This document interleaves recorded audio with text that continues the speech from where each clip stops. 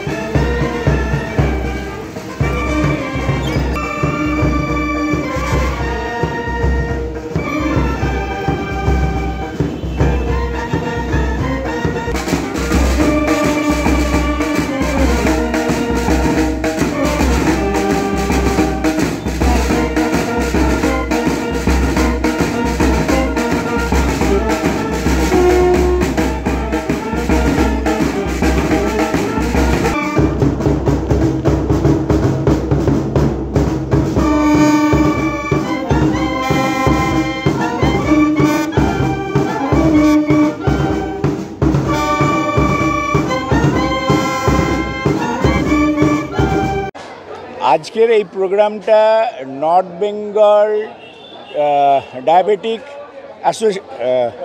Awareness সোসাইটির পক্ষ থেকে আমরা একটা ওয়াকাথন করেছিলাম। এটাতে আজকের দিনটা 14ই নভেম্বর ওয়ার্ল্ড ডায়াবেটিস ডে। এই ক্ষেত্রে এবছরের যে থিমটা রয়েছে সেটা হচ্ছে breaking barrier, bridging the gap. সমস্ত জনগণ যারা ডায়াবেটিসে রোগী তাদের কাছে তাদের ট্রিটমেন্ট, তাদের ডায়াগনোসিস এবং তাদের ভালো থাকা এই সম্বন্ধে যাতে সর্বস্তরের লোক, গরিব থেকে ধনী সবাই যেন এই সুযোগটা পায়। গরিবদের মধ্যে বা যারা রুরাল এরিয়ায় আছে যেখানে কিনা ট্রিটমেন্টটা এত অ্যাক্সেসেবল নয়, সেখানে তাদের সমানভাবে ট্রিটমেন্ট দেওয়া, এটাই হচ্ছে এই বছরের থিমের প্রধান লক্ষ্য।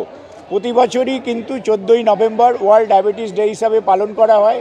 সেটা মেন উদ্দেশ্য হচ্ছে জনগণকে জানানো যে it is a lifestyle change disease. এক্ষেত্রে কিন্তু আমরা যদি আমাদের লাইফস্টাইল চেঞ্জ করি, আমরা যদি গুড হ্যাবিট রাখি, তাহলে কিন্তু আমরা এটা প্রিভেনশন করতে পারি। এটাই হচ্ছে মূল লক্ষ্য। বার্তা হচ্ছে মেনলি প্রিভেনশন, যেটা বললাম যে it is a lifestyle disease. আমাদের এখন যেভাবে স্যাডেন্টারি লাইফ হ্যাবিট চলে এসছে লোকের মধ্যে, যেখানে কিনা ডেলি কাজটা, রুটিন ওয়ার্কটা এবং প্রচণ্ডই সারাক্ষণ লোকেরা বাইকে গাড়িতে করে যাচ্ছে, হাঁটাহাঁটি প্রায় বন্ধ, সাইকেলিং প্রায় বন্ধ, সারাক্ষণ বসে লোকেরা টিভি দেখছে বা বাচ্চারা ভিডিও গেম খেলছে, তারা মাঠে খেলাধুলা করছে না। তার উপরে সেটা সবথেকে যেটা প্রবলেম সেটা হচ্ছে যে ফাস্ট ফুড। আমরা এতদিনে জেনে গেছি যে ফাস্ট ফুড এমন একটা জিনিস, এবং সুইট চারিদিকে নানান ধরনের। শিলিগুড়ির মধ্যে তো কেক অ্যান্ড সুইট শপ এত বেশি বেড়ে গেছে।